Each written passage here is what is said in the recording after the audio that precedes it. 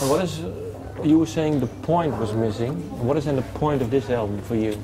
Well, it's the same. Yeah, this album. No, I think like the point from many of the songs, like there's a song, for instance, I Don't Know Jesus, which is meant to be quite a loud rocking song, and that's how we play it live, and that's how I've always thought of it. And when I listened to the record 6 months or a year ago, it's just not rocking at all. It's pretty lacklustre, both in the recording and the playing. I think it's not really. Excuse me. It's not great, but that was just what we did at the time. So there's not much point in trying to go back and correct things. You could keep correcting the same thing forever. No, but I mean for now, for this album, what is for you then the point? I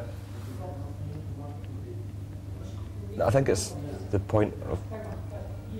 No, I mean there's not an overall point to the whole album. It's the feeling for song by song. Yeah. Like a song has a particular point or a particular goodness to it, and I think that wasn't captured. But I think the general point that all of our albums have is just to try to write some,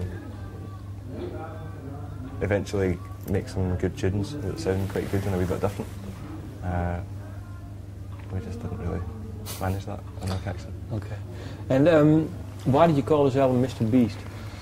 Is there a special reason? It's made us laugh. Okay, we don't really attach importance to album titles or song titles, unless we just never do it. Seems pointless. But let me ask then, do you know when it was made up? We got off a plane in Florida, off an aeroplane at the airport, and when we were walking through the arrivals gate or whatever, there's all the car drivers with the names on the thing. Mr. and Mrs. Beast, we seen on one of these, and that's pretty funny. Okay. And children.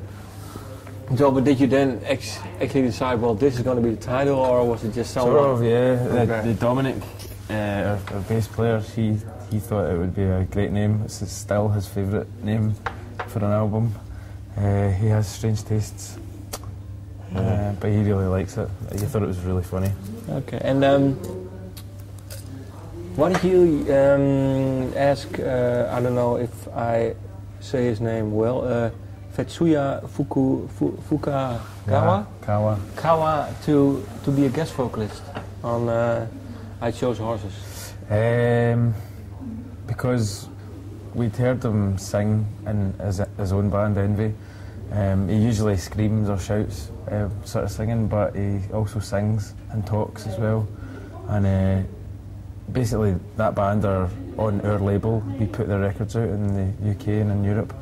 And we just thought we would ask him to come and do it because the song wasn't finished, or we had an idea that we wanted him to sing on it before we made up a certain song for him anyway, but we chose that one.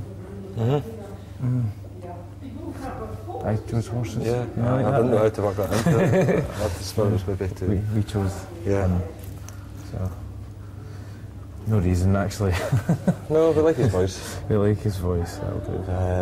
I think we'd done a song with Griff from the Super Furry Animals before, and it was one of the things I liked about that was I didn't understand it, and I knew that most people in the world really, Welsh is what. Yeah, it's only spoken by.